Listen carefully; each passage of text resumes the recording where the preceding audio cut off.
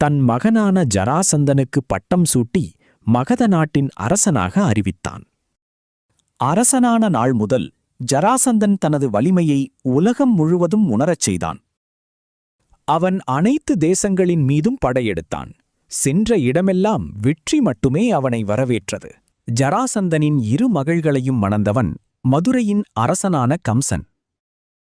ஆனால் கம்சனை ஸ்ரீ கிருஷ்ணர் கொன்ற செய்தி ஜராசந்தனின் கோபத்தை எரியச் செய்தது. தன் மருமகனின் மரணத்திற்கு பழிவாங்க வேண்டும் என்று ஜராசந்தன் சபதம் எடுத்தான். ஒவ்வொரு போரிலும் ஜராசந்தன் தோல்வியை சந்தித்தான். ஆனால் அவனது மனவீரம் மட்டும் ஒருபோதும் தளரவில்லை.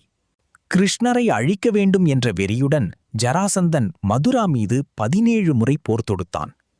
தோல்வியடைந்த ஒவ்வொரு முறையிலும் இன்னும் பெரிய சேனையுடன் மீண்டும் வந்தான் ஜராசந்தன். ஜராசந்தனின் தொடர்ச்சியான தாக்குதலால் மதுரா நகரம் எப்போதும் போரின் அச்சத்தில் வாழ்ந்தது. தன் மக்களை பாதுகாக்க வேண்டும் என்று எண்ணிய கிருஷ்ணர் ஒரு பெரிய முடிவை எடுத்தார்.